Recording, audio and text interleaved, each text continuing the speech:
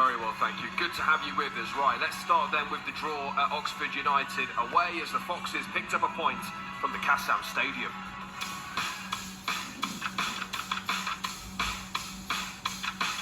An early kick-off at the Kassam Stadium is the scene and venue for the first meeting between Oxford United and Leicester City since the April of 1994. There have been some historic meetings between these two sides, but today Marty Cifuentes is going in search of 3 wins in a row to continue his side's good early season form against a former Fox in the home dugout in Gary Rowett. Up goes Henning. There's Matt Phillips with a strike on the half volley. Leicester needs to be careful here. Henning across, and Lancashire points home. Oxford United have an early lead. With less than 10 minutes on the clock here at the Kassam Stadium.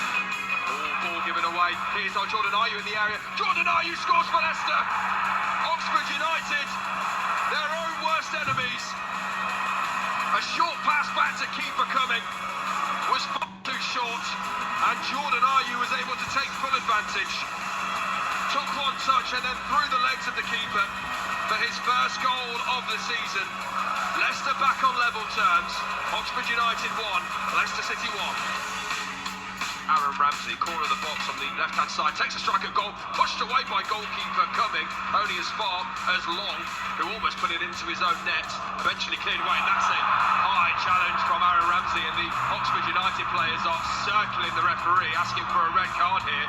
Aaron Ramsey flying into a challenge, he's been accosted by Sam Long on that far side, and the Oxford United players rumbling over, Mamadidi trying to push Cameron Brannigan away. Oh, it's a straight red. Straight red for Aaron Ramsey on his Leicester City debut. Down the left-hand side, a high challenge, and Leicester are down to 10 men after just 23.5 minutes.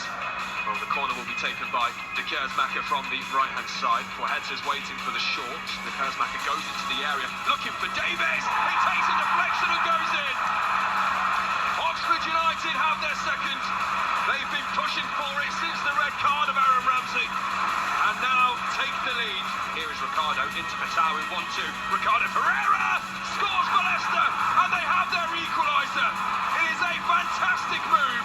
Ricardo sprints over to the Leicester fans in joyous mood and salutes. Hamza Chowdhury jumping in the air and punching the sky. The cutting edge comes from a 1-2 between Ricardo and Abdul Fatawi, who fires then the skipper into the bottom left-hand corner. Leicester have their equaliser. There's 35 minutes to play. Could there well be a winner? Oxford United 2, Leicester 2. Ayew still has it, 25 yards out. Jordan Ayew right-footed. Just wide. Really not too far away. Just cutting onto his right foot. It was a low-bending effort, really. And it's gone just wide in the end. And the full-time whistle goes here at the Kassam Stadium, where Leicester City have taken a point away from Oxford United on match day 5 in the Championship after being down to 10 men for much of that game, over an hour of that game.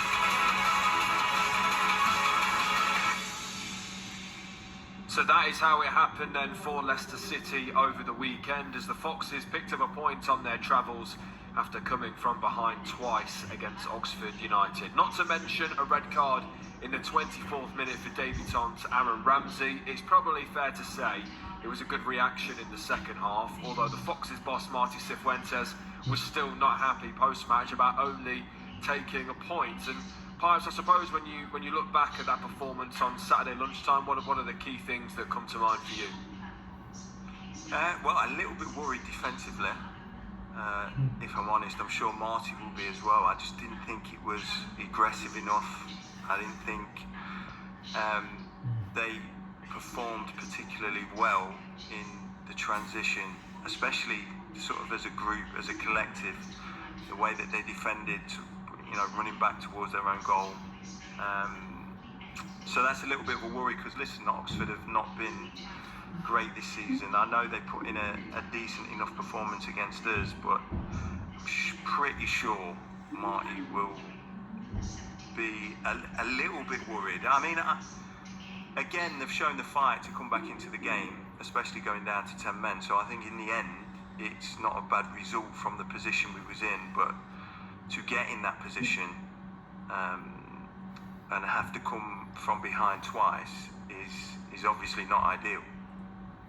So then I'll ask you the question, Pipes. In those circumstances, is that a point earned or is it 2 points dropped? Because Leicester would have been the heavy favourites to go to Oxford United on Saturday and win.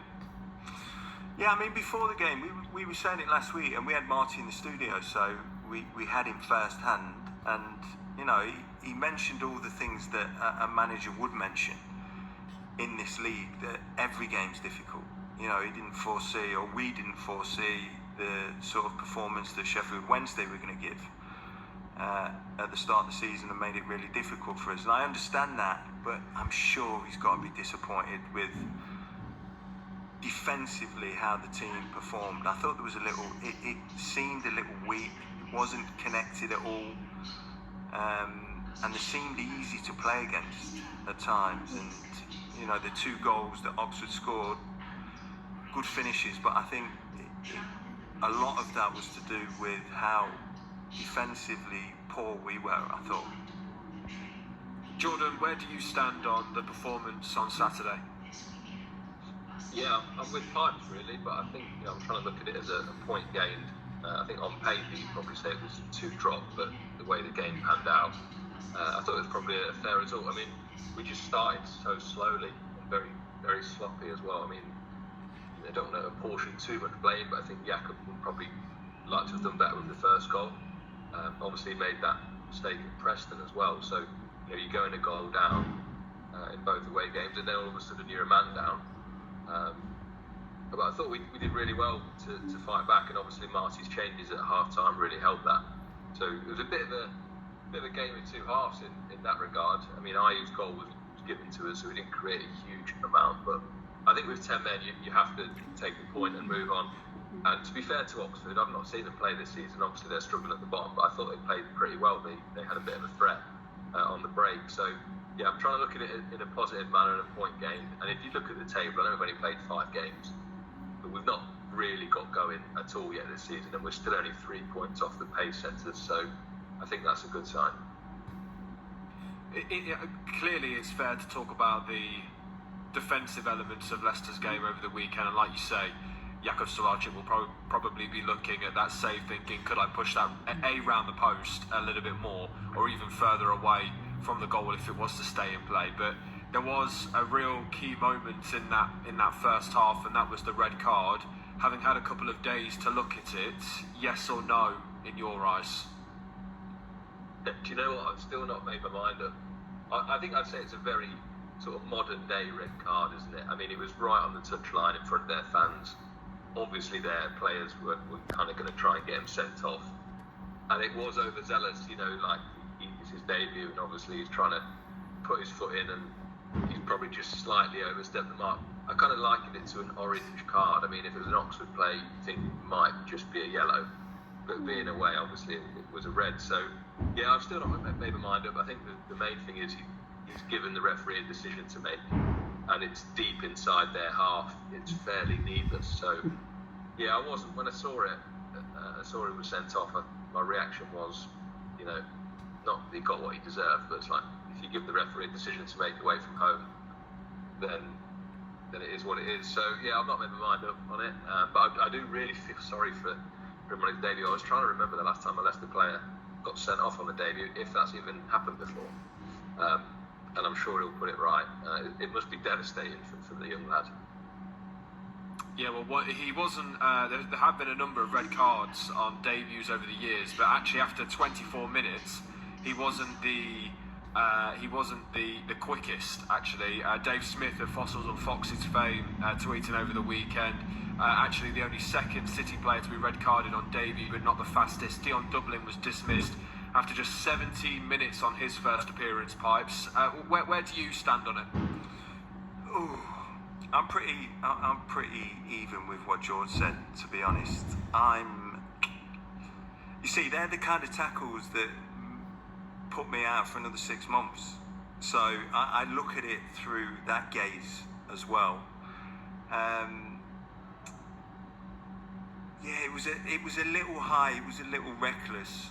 I think I mean, the reaction of the Oxford players, they went absolutely crazy, like he's two-footed him somewhere near his shoulder. That sort of, you know, with their reaction, that's what I'm thinking, it weren't that bad, calm down, lads. But that kind of reaction, I think, has influenced the referee. If no one ran over and got in his face, I think that's a yellow card, and I think that would have been accepted by everyone.